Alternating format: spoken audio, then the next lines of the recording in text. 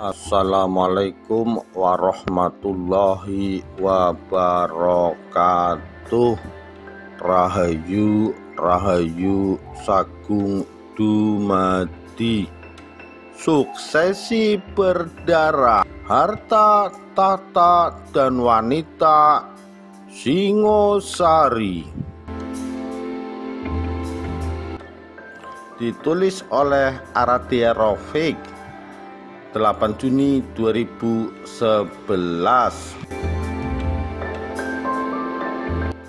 Jika bercerita tentang kerajaan Singosari, maka yang terlintas di benak kita pasti cerita tentang dendam yang panjang, tentang pembunuhan berantai, juga tentang kelicikan-kelicikan yang mengerikan yang terjadi dalam sebuah perang dingin di sebuah istana nan megah. Mendung gelap serta pertumpahan darah yang tak berkesudahan yang selalu mewarnai lingkaran suksesi raja-raja di kerajaan Singosari.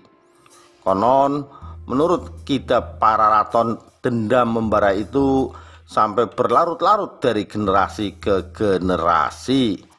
Masih menurut Pararaton, semua pembunuhan yang terjadi selain bermula dari kutukan Empu Gendring, seorang pembuat keris yang dibantai oleh Ken Arok untuk melenyapkan saksi kunci terhadap rencana yang telah ia susun sebelumnya, juga karena doa dari seorang pertapa yang bernama Empu Purwa, ayah dari Ken Dedes, yang memohon agar semua keturunannya dapat menjadi raja.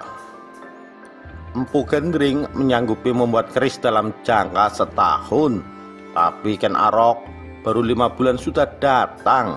Lalu keris diambil dan sang empu melarang karena memang belum selesai, sampai terjadi perebutan sengit yang berujung pada kematian sang empu tersebut. Betapa sangat mengerikan kutukan tersebut mampu membakar ambisi, menyalakan api dendam, dan seperti ada suhu panas di hati mereka, dari Ken Arok sampai kepada para keturunannya, baik keturunannya yang notabene adalah bangsawan dan orang-orang berpengaruh pada masanya. Bisa-bisanya sampai mereka mengubur dalam-dalam rasa persaudaraan. Dari sinilah nilai lebihnya dari sebuah sejarah. Sesungguhnya kita bisa mengambil sebuah pelajaran yang sangat berharga, yakni ngunduh wohing pakarti, memiliki buah dari apa yang kita tanam.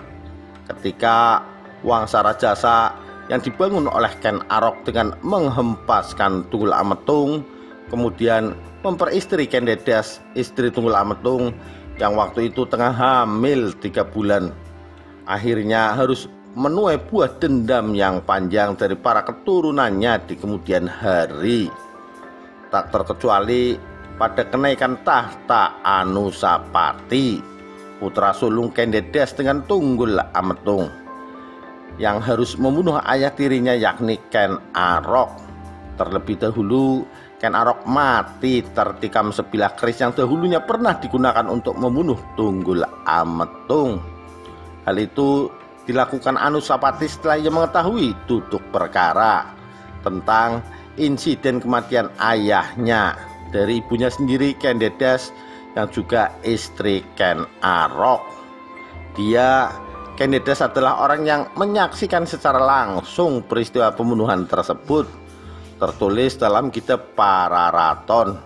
Peristiwa itu terjadi pada tahun 1244 Masehi. Anusapati membunuh Ken Arok dengan menyuruh seorang pembunuh bayaran, dan setelah pembunuh bayaran tersebut berhasil melaksanakan tugasnya, Anusapati pun membunuh pembunuh bayaran tersebut guna menghilangkan jejak, dan Anusapati pun naik tahta menjadi raja kedua. Namun Anusapati tidak begitu lama berkuasa di Singosari. Ia hanya menjadi raja sekitar 2 tahun, yakni dari tahun 1247 sampai 1249 Masehi.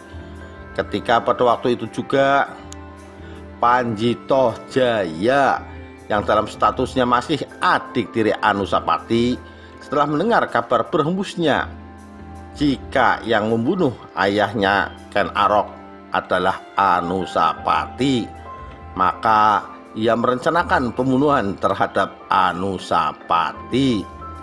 Perencanaan pembunuhan yang sangat menarik serta licik, yaitu dengan memanfaatkan kesenangan Anusapati, yakni sambung ayam. Maka dalam sebuah arena sambung ayam yang sudah direncanakan itu, Tohjaya pun menikam Anusapati yang tengah lengah dengan menggunakan keris empu gandring kembali. Tohjaya adalah anak pertama Ken Arok dari permaisuri kedua, yakni Ken Umang. Dalam prasasti Mula Malurung disebutkan pada waktu itu Tohjaya berkedudukan sebagai Raja Kediri yang berstatus Raja Bawahan Singosari. Akan tetapi sepeninggal Anusapati, akhirnya Tohjaya berkuasa di kerajaan Singosari. Namun dalam negara Kertagama tak ada nama Tohjaya, tertulis sebagai Raja Singosari. Mungkin karena kekuasaannya yang singkat, jadi ya diindikasikan sebagai sebuah pemberontakan. Apalagi kitab Negara Kertagama yang ditulis oleh Empu Prapanca pada masa pemerintahan Hayam Wuruk adalah kakawin yang diperuntukkan sebagai persembahan leluhurnya Ken Dedes. Sedang Tohjaya adalah bukan anak Ken Dedes. Meski dalam para raton ia dicatat berkuasa selama setahun, yakni dari tahun 1249 sampai 1250 Masehi. Lalu kemudian dalam sebuah insiden yang cukup dramatis pula, Tohjaya dibunuh oleh orang-orang kepercayaannya sendiri. Diceritakan dalam kitab para raton, ketika Tohjaya minta pendapat dari para mantri, Nayaka dan Pranapaja tentang sosok kedua keponakannya, yakni Ranggawuni, anak dari Anusapati, cucu Ken Dedes dengan Tunggul Ametung, serta Mahesa Cempaka, putra Mahesa Wongateleng, cucu Ken Dedes dengan Ken Arok. Para Nayaka kemudian berpendapat jika mereka berdua tak ubahnya seperti duri dalam daging yang lambat laun, hanya menunggu saja saat yang tepat. Dan jika ada kesempatan, mereka pasti akan balas dendam dan merebut tahta yang sesungguhnya masih hak mereka.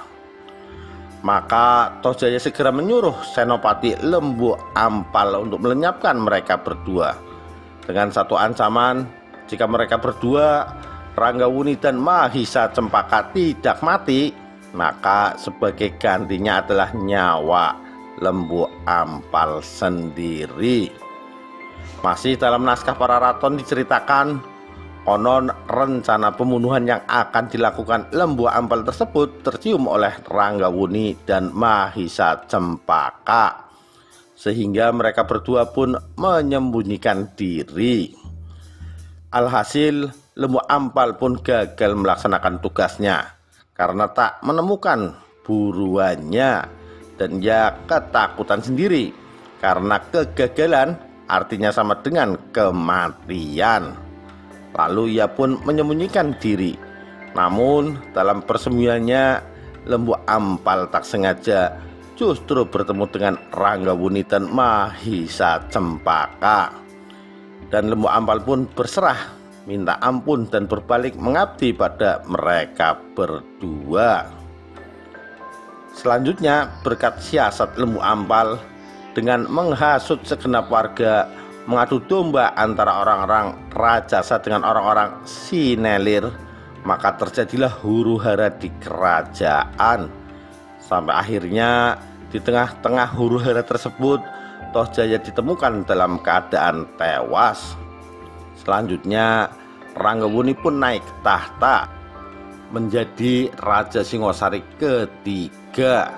Ia bergelar Wisnuwardana dan memimpin Singosari bersama-sama Mahisa Cempaka yang bergelar Narasingmurti selama 14 tahun. Ranggawuni dan Mahisa Cempaka adalah Dwi Tunggal, satu kesatuan yang tak terpisahkan, yang dapat menyatukan dua kubu antara keturunan Ken Arok dengan keturunan Tunggul Ametung yang sama-sama berasal dari Ken Dedes. Mereka berdua sama-sama menyebut dirinya sebagai raja dalam satu kerajaan, dan mereka pun saling menghormati satu sama lainnya, sehingga suksesi berikutnya pun tak ada lagi pembunuhan berdarah, di mana Kertanegara, anak dari Ranggawuni, pun naik tahta menjadi raja keempat Singosari dengan damai dan tentram, dibantu oleh putra Mahisa Cempaka yakni Dyah Lembutal yang saling bekerja sama bahu membahu. Demikian kisah suksesi berdarah, harta, tahta, dan wanita Singosari. Sekian, terima kasih. Wassalamualaikum warahmatullahi wabarakatuh. Rahayu, Rahayu Sagung Dumadi.